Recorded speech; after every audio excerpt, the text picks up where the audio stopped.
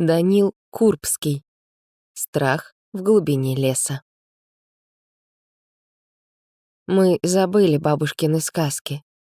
Прошли те времена, когда люди помнили ночные страшилки, когда лежишь в темной комнате, а за окном мрачными когтистыми силуэтами голые ветви деревьев скребут по стеклу, когда холодный ветер жалобными стонами завывает в трубах, гадкой струйкой проникает через незаметные глазу щели в стенах, и только один голос выбивается на фоне этой гнетущей мрачностью обстановки. Именно в такие ночи рассказывались самые фантастические и при этом удушливые истории. Но были ли те истории вымыслом? В любой сказке есть доля правды. Только вот какая она, эта доля? Человечество давно забыло тот мир, что правил раньше. В какой момент сказали, что сказки являются лишь плодом воображения, призванным донести какую-либо мораль? Нет, это не только вымысел. Мы забыли те времена, когда в сказки верили по-настоящему. Мы забыли, захотели забыть, поверили, что этого нет и быть не может. Человек сказал, что есть лишь наука, и если она что-то не может объяснить, то этого не существует. Кто-то однажды ночью сказал, что солнца тоже нет. Так значит ли это, что его не будет и впредь? Мы можем забыть про него ночью, но утром оно обязательно вернется. Вот так люди забыли и про старые сказки, но они никуда не уходили. Человек закрылся в своих бетонных и кирпичных коробках. Он стал грезить о небе, глубинах океана, бесконечности космоса. Но лучше бы он помнил, что скрывает тень. Занавес мрака столь же глубок и бескраен, что и таинственные океанские впадины или дальние космические звезды. Этот сумрак не уходил. Он лишь забился в угол, сжался в прослойке между дневными лучами, куда никогда не попадает свет. Ночной ужас жив, его просто вытеснили человеческий атеизм и вера людей в свое превосходство. Но разве не для этого человек покорил тьму, впервые получив огонь? Мрак рассеялся, отступили тени, желающие поглотить человеческий разум, алчущими когтями впиться в его мягкую плоть, показать настоящего древнего хозяина природы. Человек возвел города, защитив их светом фонарей, скучковался в каменных джунглях только для того, чтобы больше не встречаться с обликом ночи. Пусть живут люди в своих муравейниках, пусть грезят покорением бескрайности. Там, в одиноких темных краях земли, куда не попадает человеческий взгляд, остаются старые сказки. Они живут в глубинах недр земли, долгим сном спят под толщей океанической воды, бродят в старых лесах. Именно там живет сказка. Там живет ужас. Кто-то может сказать, что сказка должна быть красивой, в ней обязательно победит герой. Смешно. Это лишь переделанная реальность. Человек боялся старой истины, а потому скрасил ее. Реальные истории были мрачнее. Спросите жителей глубинки, верят ли они в сказки? Конечно, верят, ведь именно там до сих пор человек может повстречать облик старой и неукротимой жажды страха. Там, на границу нового и старого миров, древний ужас показывается на глаза, и поверьте, старые легенды не утратили своей мрачности и жестокости. Осенний ветер обдавал холоднеющей волной и порывистым напором. Голые деревья, словно воздетые к небу, мрачно качались на ветровых просторах, заставляя двигаться деревянное море леса. Там, в глубине старого природного реликта, таилось нечто, столь же древнее, как и сам лес, жило в самых утаённых уголках недостижимых чащ. Мрачное прошлое осталось жить в лесных массивах, куда человек не заходит. Именно там выжил прошлый мир со всеми его воплощениями. Легковой автомобиль неспешно подъехал к лесной границе. Еще немного, и начинались древесные исполины. Фары потухли, мотор заглох. Металлический зверь уснул по воле водителя. Вышли двое — мужчина и подросток. «Ваня, слушай меня внимательно. Далеко не отходи от меня. 1,5, максимум 2 часа походим и домой. Надеюсь, что успеем собрать. В прошлом году так за грибами и не успели выбраться, хоть в этот раз приехали. И убери уже свой телефон, в любом случае здесь нет сети». Юноша недовольно закатил глаза. Возмущенный долгий вздох подтвердил бесполезность мобильного устройства в этой местности. Он застегнул воротник куртки, спрятав в нем половину лица от осеннего ветра. Старая плетеная корзинка быстрым движением выхватилась из багажника автомобиля. Холодная сталь небольшого ножа блеснула в кармане. «Не вредничай, нужно и на природу иногда выезжать. Была б твоя воля, то из дома бы не выходил». Мужчина быстрыми шагами направился в сторону леса и уже через минуту миновал первые стволы деревьев. Мальчишка немного прошел за отцом и остановился. Деревянные гиганты поднимались со всех сторон, обступали его густым хороводом, стволы тряслись, их верхушки качались под властью воздушной силы. Треск, перемешанный с завыванием, наполнял пустоту между деревьями, словно дыхание спящего великана поднималось где-то вдалеке и доходило до грибников. Ноги юноши не сразу сделали новый шаг, словно само тело хотело вернуться, покинуть это бескрасочное место. «Где ты там?» — донёсся голос отца спереди. «Иду!» — резко выкрикнул сын и направился дальше. Обступающие деревья плясали. Они жили. Мокрая холодная листва проминалась под ногами, мягко принимая на себя тяжесть человеческих ног. Хрустящие сучья ломались и потрескивали под обувью. Осенний ветер нагонял хмурые тучи, которые своим серым и гадким телом заграждали солнце. Лес погружался в мрак. Пустующая мрачность чаще без сопротивления наполнялась тенями. Казалось, что даже деревья стали вести себя по-другому. Мрак наполнял их, впитывался в твердую кору, визуально расширяя прочные стволы. Видимость упала. Отдаленные деревянные насаждения сливались в единый движимый хоровод молчания и таинственности. Завораживающее дыхание природы обволакивало мальчишку, сдавливало резкими порывами. Где-то рядом раздался треск, словно дерево вывернуло и изогнуло под давлением внешней силы. Юноша споткнулся, засмотревшись на верхушки деревьев. Он поднял голову и облегченно выдохнул. В нескольких сантиметрах перед ним торчал массивный корень. Какой-то небольшой промах спас от удара с ним. Такие же корни показывались из земли в некоторой близости.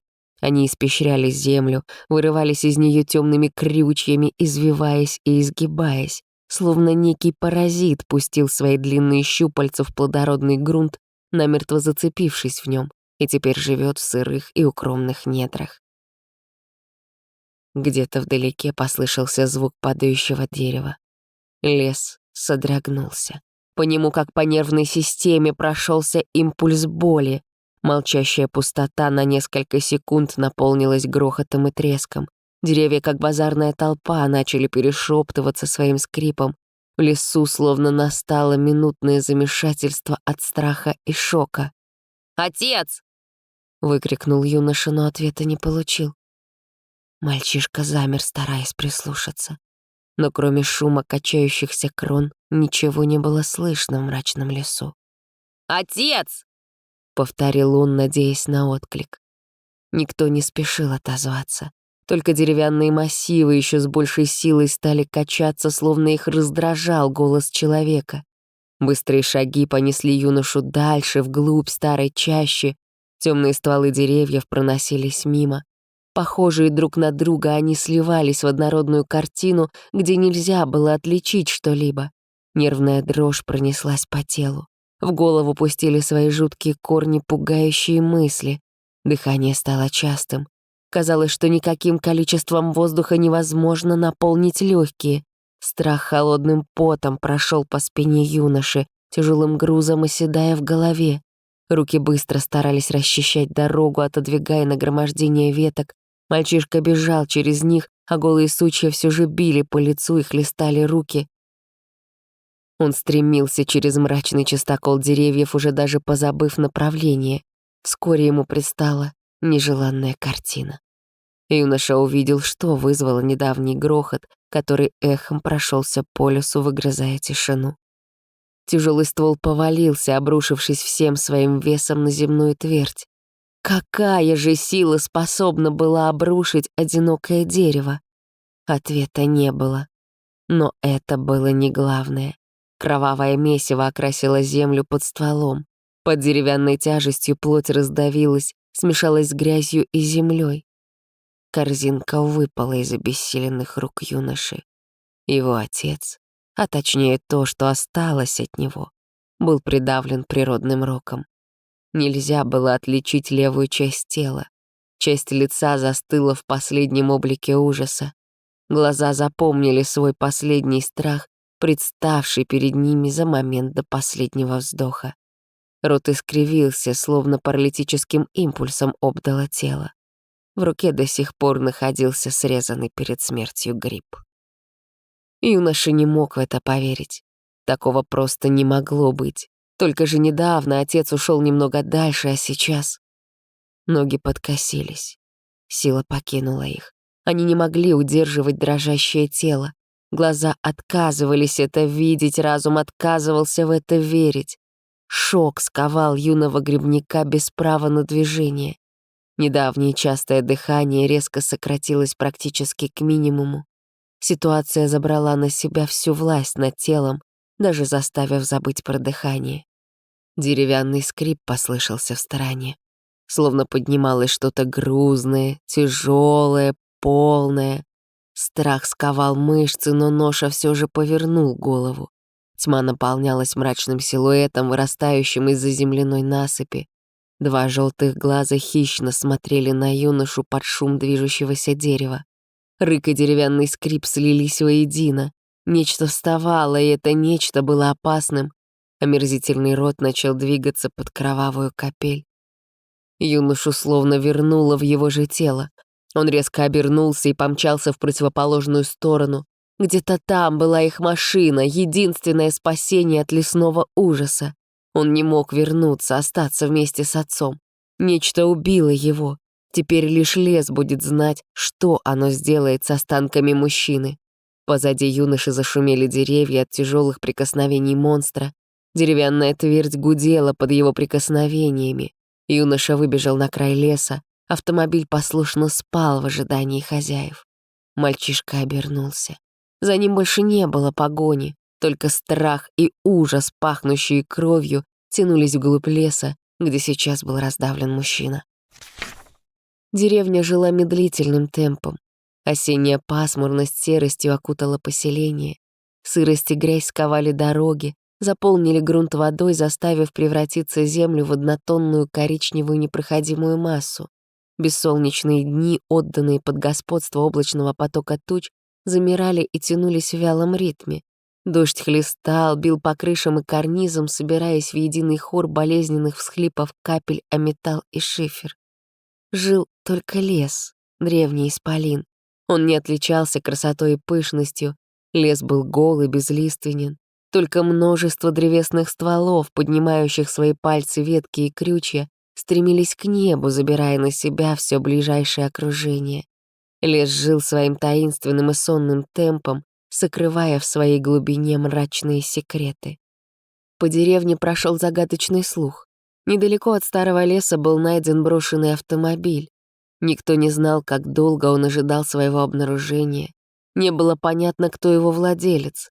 Рядом лежали несколько поваленных деревьев, перекрывающих дорогу. Сам транспорт был в таком состоянии, словно по нему бились множество голых и острых древесных ветвей. «Запомни, моя дорогая», — наполнял темную комнату старческий голос. «никогда не ходи одна в лес, только с взрослыми и только днем. Лес не любит чужаков и нежданных гостей». «Но почему?» — спросила девочка. «Лес — это тоже живое существо. Оно дышит, переговаривается своим скрипом, двигается своим покачиванием ветвей и крон, впивается корнями в земную твердь. Одних он принимает, других отвергает. Только знакомые люди могут в нем находиться без опаски. Он присматривается, оценивает человека. От него ничего не скроешь, ведь природа знает о человеке все тайны и секреты. Но это не самая главная опасность. Лес живет под присмотром духа леса. Ему безразлично, какой перед ним человек, если дух разозлен. «А кто этот дух леса?» Он стар, как и сам лес. Предки наши умели жить по заветам природы. Они знали ее правила, соблюдали их с трепетом, по приметам и знакам понимали состояние леса. Предки знали, когда можно заходить в чащу, когда лучше не беспокоить древние деревья. Они жили в уединении с лесом, а он хранил их и оберегал. Вот тогда, в старые времена, и появился дух леса. Князья русские враждовали между собой. Брат шел на брата, русич на русича. Природа страдала от этого. Не могла она спокойно смотреть на распри своих детей. Тогда пришли враги с востока. Собранная в далеких степях орда пришла на Русь, сжигая и разграбляя деревни и города. Земля впитывала кровь своих сыновей и дочерей. Люди бежали в леса в поисках спасения и безопасности. Вот тогда, если верить старой легенде, и появилась наша деревня. Люди прятались здесь от страшного врага в надежном окружении лесных стен и непроходимых болот, укрылись под защитой природы, но не оправдались их надежды. Нашелся один человек, поддавшийся алчности золота. Он согласился провести захватчиков через лесные тропы прямо к деревне. Эта опасность могла привести к полному уничтожению и разорению деревни. А куда идти было дальше? Некуда. Люди без того бежали сюда в надежде спрятаться, так куда бежать дальше? Взмолились тогда люди всем, кому только можно, и единого Бога молили о спасении, и даже вспомнили старых богов своих предков. Несколько дней и ночей продолжались всевозможные молитвы и обряды. На помощь призывались все известные, забытые, добрые, злые духи. Вот тогда и появился дух леса. Ведь лес — это не просто собрание вековых деревьев. Древний лес огромен и протяжен. Он живет одним своим концом в нашем мире, а другим в потустороннем царстве тени и сумрака. Когда уже захватчик должен был прийти к деревне, случилось чудо. Дух не дал врагу пройти через старые чащи.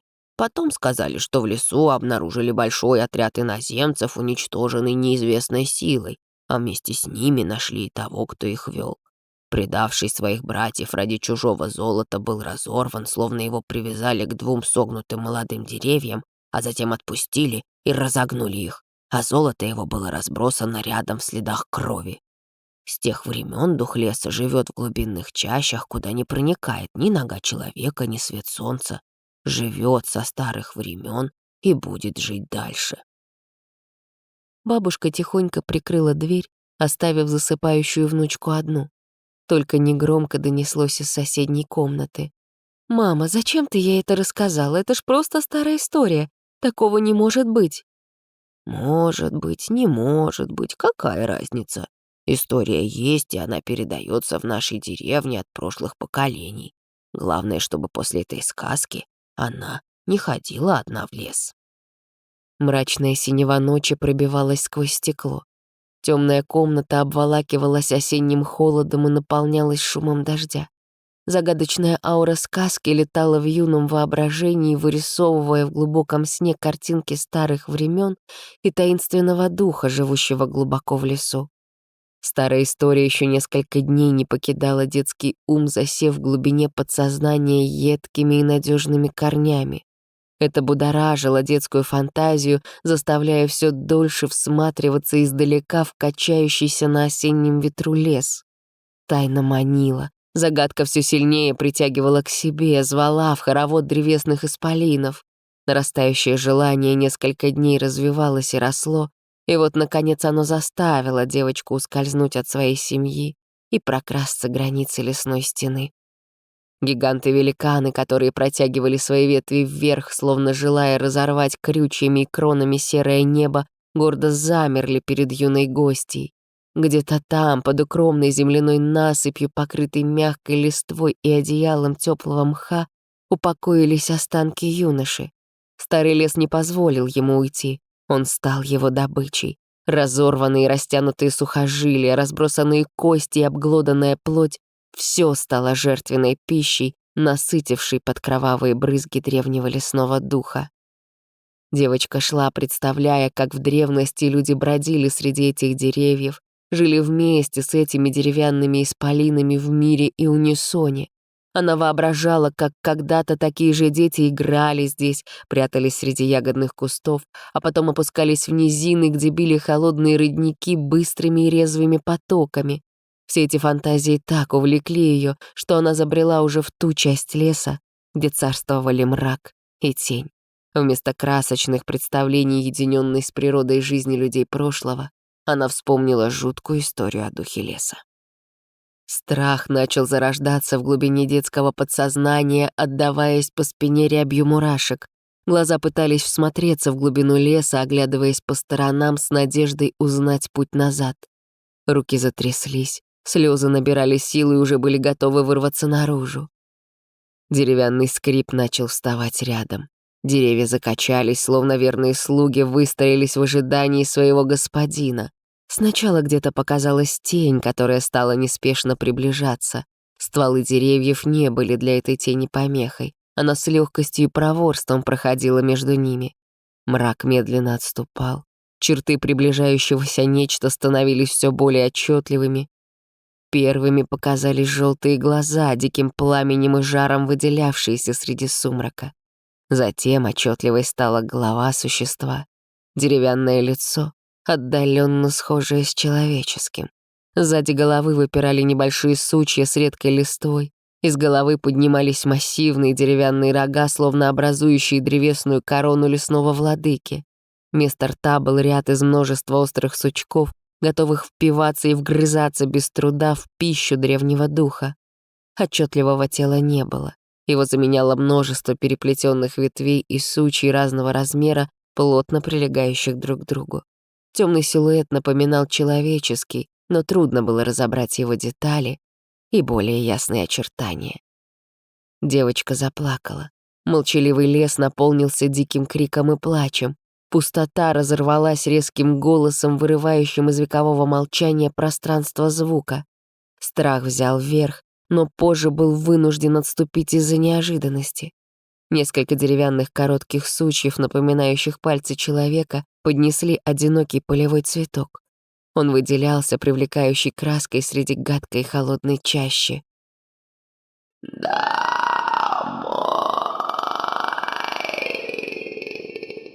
Прозвучал жуткий голос, образованный из слияния древесного скрежета, скрипа и глубинного хрипа. В деревне ее уже ждали. Все жители спохватились и кинулись на поиски. Испуганные и встревоженные родители подхватили найденную дочь. Она не стала рассказывать им о своей встрече с древним существом. Только на вопрос бабушки о том, откуда у нее цветок, девочка ответила: «От духа леса». Вот так старая сказка показала свой облик. Древняя история жила и продолжает жить в утаённых и темных уголках мира. Она может скрываться в глубинных недрах, на дне океана или в таинственных лесных чащах. Старая сказка жива. Она пережила многие века и продолжает жить в уединении и вдали от человека. Она таинственна и мрачна.